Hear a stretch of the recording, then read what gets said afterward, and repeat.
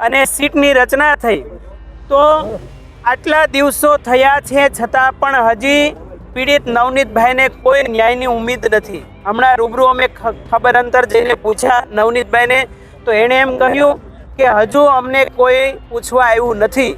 તો આનો અર્થ શું છે? એટલા માટે જ્યારે ગુજરાતમાં અઢી કરોડનું પોપ્યુલેશન છે, કોળી ઠાકોર સમાજનું આખા વિશ્વમાં 26 કરોડનું પ્રતિનિધિત્વ કરે છે. આજે નવનીતભાઈ સાથે 26 કરોડ કોળી સમાજ એમની સાથે છે. ગુજરાતના 2.5 કરોડ લોકો એમની સાથે છે. બગદાણાની બબાલના કારણે મામલો ગરમાયો છે અને હવે સુરતના કોળી આગેવાનો ભેગા થઈ 200 ગાડીના કાફલા સાથે નવનીતભાઈને મળવા પહોંચ્યા છે અને ત્યાં ઋષિ ભારતી બાપુનું એક વિસ્ફોટક નિવેદન સામે આવ્યું છે, જેમાં તેમણે પોલીસની કામગીરી પર સવાલો ઉભા કર્યા છે. શું છે સમગ્ર મામલો, તેની વિગતે વાત કરશું. નમસ્કાર, હું છું પ્રથમ મોદી, આપ જોઈ રહ્યા છો નિર્ભય ન્યૂઝ. બગદાણાની બબાલમાં આપણે જોયું કે આગેવાન નવનીતભાઈ ઉપર હુમલો થયો, જે બાદ કોળી સમાજના આગેવાનો રોષે ભરાયા હતા. જે મુદ્દે હવે સુરતના કોળી આગેવાનો ભેગા થઈને નવનીતભાઈની ખબર અંતર પૂછવા મહુવા ખાતે જે હનુમંત હોસ્પિટલ છે ત્યાં પહોંચ્યા અને ત્યાં ઋષિ ભારતી બાપુએ પોલીસની કામગીરી પર સવાલો ઉભા કર્યા છે. સાંભળીએ તેમણે શું કહ્યું છે. જો પીડિત નવનીતભાઈનો વિડીયો મેં જ્યારથી જોયો છે, એ દ્રશ્યો વિડીયો છે અને એ લુખ્ખા તત્વો જે હતા એ પાછા વિડીયો બનાવીને અન્ય લોકોને બતાવે છે, ત્યારે એની હદ થાય છે. આ દેશમાં 2 પ્રકારના ગુંડાઓ છે. એક ગુંડા કે જે જનતાના હિતમાં, દેશના હિતમાં, સનાતનના હિતમાં કામ કરતા હોય છે, એ ગુંડાઓ તો કોઈ વંદનીય છે. પરંતુ જે ખોટી રીતે લુખ્ખાગીરી, દાદાગીરી કરે, નાના માણસોને દબાવવાના પ્રયાસ કરે, એવા લુખ્ખાઓને ગુજરાતમાંથી ને ભારત દેશમાંથી હંમેશા નિકંદલ કાઢી નાખવું જોઈએ. અને એના માટે આ દેશમાં પોલીસ પ્રશાસન છે. આજે પોલીસ પ્રશાસન પણ 2 પ્રકારની છે. એક રાષ્ટ્રને વફાદાર અને અમુક નિશ્ચિત પાર્ટીઓને વફાદાર. એટલા માટે ગુજરાતમાં જે પેરાડોક્સિકલ સ્થિતિ પોલીસ તંત્રની થઈ છે, એ એટલા માટે એ સિસ્ટમને હું તો કહું, જનતા આજે જાગી ગઈ છે ત્યારે એ સિસ્ટમને ઉખાડવાની ડાયવર્ઝન કરવામાં આવે છે. અને ત્રીજું કે પોલીસને પૈસા આપીને મોટા જે લાગવગ ધરાવતા હોય એ લોકો ખરીદી લે છે. આવું કરપ્શન પોલીસ તંત્રમાં પણ ચાલે છે.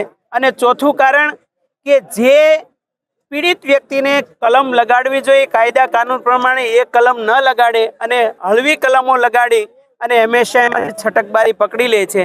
એટલે મારી કરબદ્ધ વિનંતી છે પોલીસ તંત્રને કે જે પીડિત વ્યક્તિ છે એને હંમેશા ન્યાય મળવો જોઈએ. અને 2-3 દિવસ પહેલા ગુજરાતની તમામ પાર્ટીઓના કોળી સમાજના લગભગ 15 MLA, 3 MP, 2 મિનિસ્ટરો અને કેન્દ્રીય મિનિસ્ટર, આ બધાએ મળી અને સરકારશ્રીને રજૂઆત કરી અને સીટની રચના થઈ. તો આટલા દિવસો થયા છે છતાં પણ હજી પીડિત નવનીતભાઈને કોઈ ન્યાયની ઉમ્મીદ નથી. હમણાં રૂબરૂ અમે ખબર અંતર જઈને પૂછ્યા નવનીતભાઈને, તો એણે એમ કહ્યું કે હજુ અમને કોઈ પૂછવા આવ્યું નથી. તો આનો અર્થ શું છે? એટલા માટે જ્યારે ગુજરાતમાં 2.5 કરોડનું પોપ્યુલેશન છે, કોળી ઠાકોર સમાજનું આખા વિશ્વમાં 26 કરોડનું પ્રતિનિધિત્વ કરે છે. આજે નવનીતભાઈ સાથે 26 કરોડ કોળી સમાજ એમની સાથે છે. ગુજરાતના 2.5 કરોડ લોકો એમની સાથે છે. એટલા માટે જો એમને ન્યાય નહીં મળે તો ભવિષ્યમાં જે યંગ જનરેશન તૈયાર થઈ રહી છે, જે યુવાનો છે, એ બધાય જાગી ગયા છે. એ જન આંદોલન હંમેશા એનું ચાલુ રહેશે અને અમે CBI સુધી પણ આગળ દરવાજા ખખડાવવાના છીએ. અને ત્યાંથી કામ જો સિદ્ધ ન થાય તો યુનોમાં પણ આ મુદ્દો અમે લઈ જઈશું અને ગુજરાતની, ભારતની ક્રાઇમની સ્થિતિ શું છે એની છબી એ વિશ્વ લેવલે પણ ઉજાગર કરીશું.